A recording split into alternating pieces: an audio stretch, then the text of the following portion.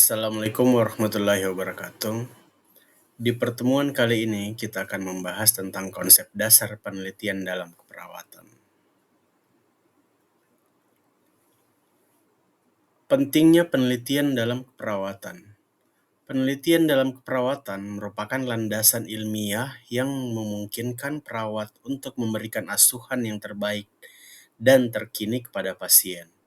Yang kedua, melalui penelitian, perawat dapat mengidentifikasi praktik terbaik, mengembangkan kebijakan klinis, dan memajukan ilmu keperawatan. Tujuan pembelajaran kali ini yang pertama, mahasiswa dapat memahami tentang konsep dasar penelitian keperawatan. Dan yang kedua, mahasiswa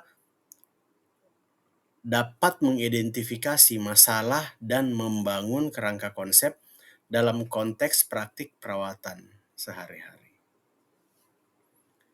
Selanjutnya kita masuk materi tentang kerangka konsep. Kerangka konsep merupakan gambaran atau struktur teoritis yang mendefinisikan hubungan antara variabel-variabel utama dalam penelitian. Ini membantu dalam memahami landasan teoritis dari penelitian dan menghubungkan variabel-variabel untuk membentuk suatu kerangka yang kohesif.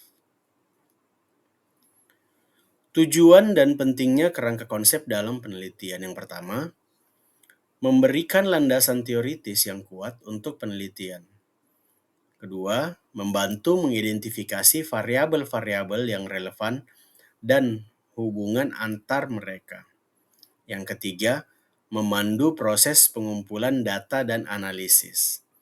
Itu beberapa tujuan dan pentingnya mengetahui kerangka konsep dalam penelitian, khususnya dalam bidang perawatan. Contoh skenario tentang kerangka konsep. Dalam situasi praktek perawatan, kita dapat mengidentifikasi masalah peningkatan risiko jatuh pada pasien lansia.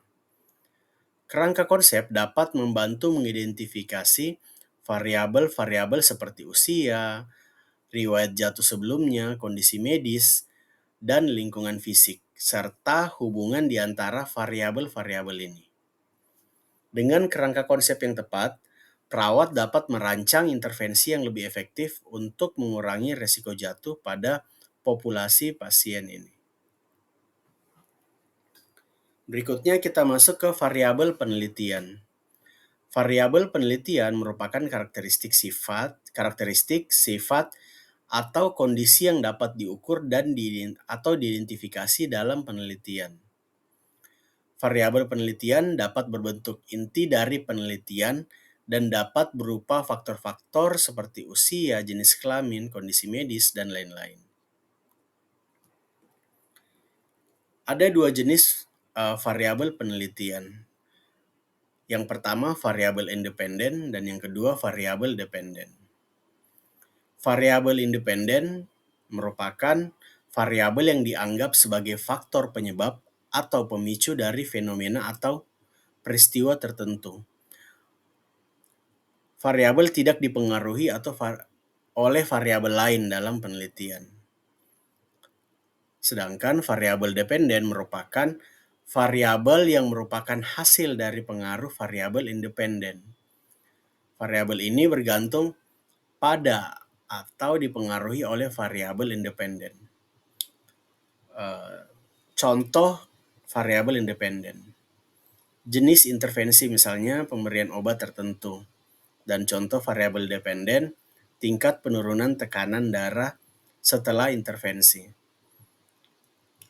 Seumpama kalau dalam judul penelitian, intervensi kalau dalam bidang perawatan, pengaruh aromaterapi untuk mengatasi kecemasan pada lansia. Variabel independennya itu aromaterapi, pemberian aromaterapi, dan variabel dependennya itu kecemasan atau tadi untuk mengatasi gangguan tidur atau kecemasan itu termasuk variabel dependen salah satunya. Jadi variabel independen itu intervensinya apa, dan variabel dependen itu untuk mengatasi apa, seperti itu. Ini salah satu contoh lagi terkait variabel dependen, tetap terkait variabel penelitian. Dalam kasus pasien dengan tekanan darah tinggi atau hipertensi, variabel independen dapat menjadi tipe obat antihipertensi yang diberikan. Variabel dependen adalah perubahan dalam tekanan darah setelah pengobatan. Dengan memahami variabel ini, perawat dapat memilih obat yang paling efektif untuk pasien.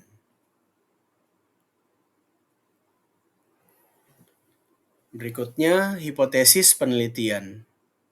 Hipotesis penelitian atau hipotesis merupakan pernyataan yang dapat diuji yang menghubungkan variabel independen dan dependen. Ini merupakan prediksi atau dugaan tentang apa yang mungkin terjadi dalam penelitian. Hipotesis terbagi dua, ada hipotesis nol atau H0 dan hipotesis alternatif atau H1. Hipotesis nol mengajukan bahwa tidak ada hubungan atau perbedaan antara variabel. Sedangkan hipotesis alternatif atau H1 itu ada hubungan atau perbedaan antar variabel. Perbedaannya, yang hipotesis nol itu tidak ada hubungan dan H1 itu ada hubungan. Bisa ada hubungan atau ada pengaruh atau ada perbedaan, itu hipotesis alternatif atau H1.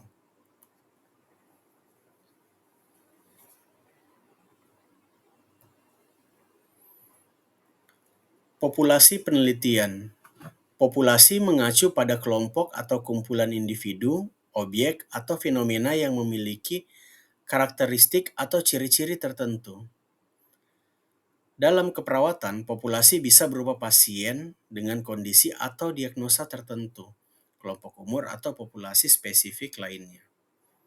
Contoh populasi dalam penelitian keperawatan. Populasi penelitian tentang efektivitas terapi fisik pada pasien dengan osteoartritis adalah semua pasien dengan diagnosis osteoartritis. Atau contoh lainnya yang saya ambil contoh yang tadi, pengaruh aromaterapi, inhalasi aromaterapi untuk mengatasi gangguan tidur pada lansia. Jadi populasinya itu lansia. Kalau mau dispesifikan lagi, lansia yang tinggal di Panti Tresnawerda. Jadi populasinya itu lansia yang tinggal di Panti Tresnawerda. Dalam penelitian ada namanya kriteria inklusi dan eksklusi. Kriteria inklusi itu merupakan syarat atau karakteristik yang harus dipenuhi oleh anggota populasi untuk memenuhi syarat sebagai subjek penelitian. Sedangkan kriteria eksklusi merupakan syarat atau karakteristik yang jika ada akan membuat subjek tidak memenuhi syarat untuk penelitian. Contohnya, jika peneliti memilih hanya penderita diabetes tipe 2 yang tidak memiliki gangguan kesehatan lain, itu akan menjadi kriteria inklusi. Jika ada penderita diabetes tipe 2 dengan penyakit jantung yang tidak diizinkan, itu adalah kriteria eksklusi.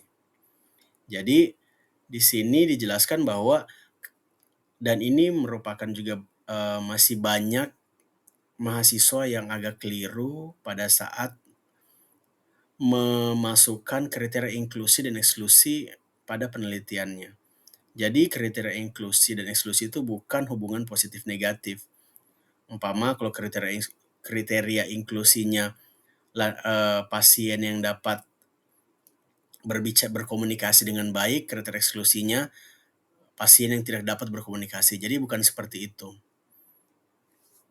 Contohnya itu dia masuk dalam kriteria eksklusi tapi harus dieksklusi karena beberapa kondisi seperti kayak tadi. Inklusinya harus pasien yang diabetes tipe 2 tanpa ada komplikasi. Jadi kalau ada pasien diabetes tipe 2 dan komplikasi itu masuk dalam kriteria eksklusi. Seperti itu. Berikutnya sampel penelitian. Sampel penelitian merupakan sekelompok individu atau objek yang diambil dari populasi untuk dijadikan subjek penelitian.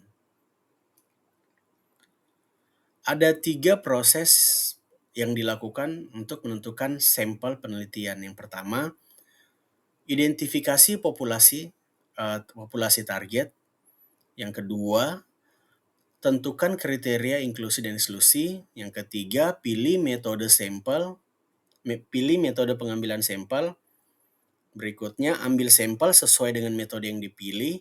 Dan yang terakhir, pastikan bahwa sampel memenuhi kriteria inklusi dan eksklusi. Teknik pengambilan sampel. Teknik pengambilan sampel merupakan prosedur atau metode yang digunakan untuk memilih individu atau objek dari populasi untuk dijadikan subjek penelitian. Ada beberapa jenis teknik sampling. Yang pertama di sini saya tampilkan ada 2, random sampling dan convenience sampling. Random sampling itu memilih sampel secara acak dari populasi, dan convenience sampling itu memilih subjek berdasarkan ketersediaan dan kemudahan akses. Contohnya, untuk metode convenience sampling atau teknik sampling convenience. Dalam situasi praktek perawatan sehari-hari, jika kita ingin mengevaluasi kepuasan pasien terhadap pelayanan di unit perawatan, kita mungkin akan menggunakan convenience sampling dengan meminta pasien yang berada di unit pada hari tertentu untuk berpartisipasi dalam penelitian. Berikutnya contoh untuk keseluruhan dari populasi, kriteria inklusi, sampel, dan teknik sampling. Itu bisa dilihat.